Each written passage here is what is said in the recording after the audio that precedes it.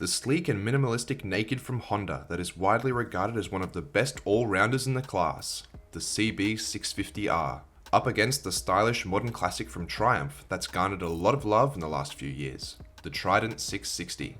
If you're after a middleweight naked motorcycle that can do it all while looking the business, these two bikes will be some of your top choices, and today, we're putting them head to head. G'day, how you going? I'm Kwackajack and welcome to another episode of the Versus series. Today we'll be putting the boy from Japan up against the Englishman to have an in-depth comparison and find out just what the differences are between two quite similar bikes. We'll be analysing the styling, claimed engine and power specs, exhaust notes, weight, suspension and brakes, fuel economy, features and price to see where they stack up and which comes out on top. But before we get started, please do me a huge favour and leave a like and hit subscribe if you're new to the channel. Alright, let's get straight into it and have a look at the styling. The Honda features what they call Neo Sports Cafe styling. It's quite sleek and minimalistic, and while I like the design, especially the front LED headlight, I have to say that out of the two, it is probably the more everyday looking bike. Not calling it boring or anything, but it's probably not going to make you stand out on the road. It does come with a high quality feel though and is a well built machine. The Triumph on the other hand is what I would call a modern classic. Stylish yet understated. I'm a big fan of the overall profile of the Trident and love spotting them out on the road. The build quality and finish here is exceptional, as to be expected from the brand, and I love the little dashes of colour throughout. It just oozes cool and class. If the Honda is a blue collar styled bike, the Triumph is like a cool businessman. Of course, styling is subjective and there is no real winner in this department, as both are attractive in their own way. So let me know which one you prefer the look of in the comments below. On to the engines. Both of these two fit firmly in the middleweight class and are the kind of bikes that I imagine a lot of people would consider getting as their second or as their everyday commuter, as they have really usable engine specs. On the Honda, you're equipped with a 649cc liquid-cooled inline 4-cylinder engine, which pushes out 93.8 horsepower at 12,000 RPM and 63 Nm of torque at 9,500. Reviewers claim it to be a very smooth yet fun delivery of power throughout the range. But don't let that fool you, this is still a fast bike. It has a claimed 0 to 100 time of only 3.5 seconds and can run the quarter mile in 11.8. That means that it is a quick little bike and should provide an ample amount of power for both around town and when you can open up the tap.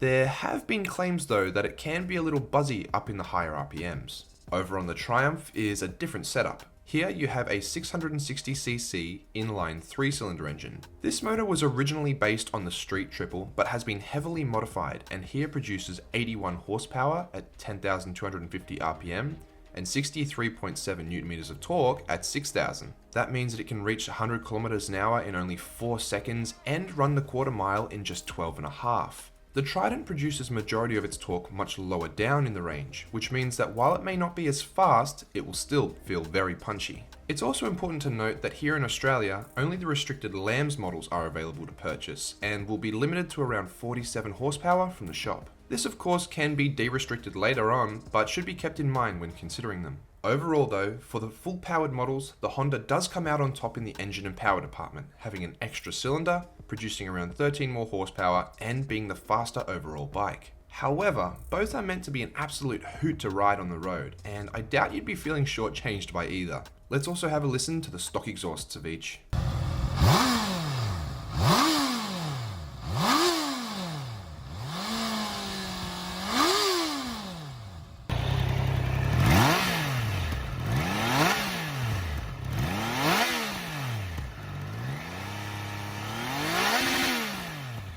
Moving on, and we come to weight. The Honda is the larger motorcycle in overall size, and that extra cylinder does mean it's carrying a bit more weight too. Sitting on the road and ready to run, it comes in with a weight of 202.5 kilos. Now that is 13.5 kilos heavier than the Triumph, which comes in at only 189, meaning that the Trident is the lighter bike and wins in this category by a fair margin. While not the lightest bikes around, they should still be very easy to maneuver while stationary and feel zippy on the road. And that's also in part due to the suspension and brakes. Considering the price of each of these guys, which we'll get to in just a minute, the turny and stoppy bits that come with them are quite high end, and both manufacturers definitely haven't cheaped out here. For its suspension, up front on the Honda, you're getting 41mm Showa separate function big piston upside down forks, and at the back you'll get a Showa single shock. In terms of riding position, you're sitting at a height of 810mm with a neutral ergonomic setup that should mean that you'll be comfortable on the longer journeys. The steering here should be precise and you'll be more than ready to attack the twisties on the CB650R. As for brakes, at the front you've got dual 310mm discs with radial mount 4-piston calipers,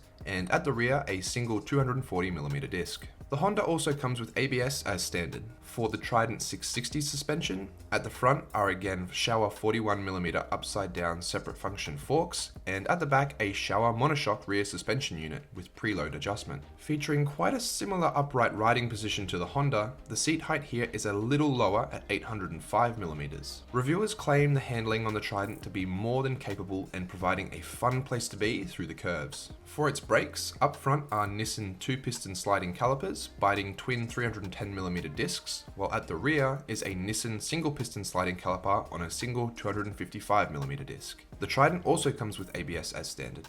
Now, in terms of who comes out on top in this department, well, it's debatable. It'll really come down to the person riding, with each featuring very similar Showa suspension setups and ergonomics. Both bikes, however, are set up for more regular road riding than track use, and should be very comfortable for commuting during the week, with the odd squirt into the mountains on the weekend. They're really set up to be accessible for newer riders, but do keep in mind that the seat heights are quite tall, so shorter riders may find it hard to flat foot them. While there's no clear winner in the suspension department, for brakes, the Trident will most likely be the better performer, having a larger rear unit. On to an area where we can pick a clear winner is fuel economy. Considering the intended use case of both of these bikes, as everyday commuters, you'll want to make sure that you can get a decent range and won't be having to stop and fill up all the time. Keep in mind that real-world usage here may vary depending on how the bikes are ridden. The Honda CB650R does come in with a slightly larger fuel tank at 15.4 litres and an average consumption of 20 kilometers per litre. This will give you an estimated range of around 300 kilometers per tank, which isn't bad.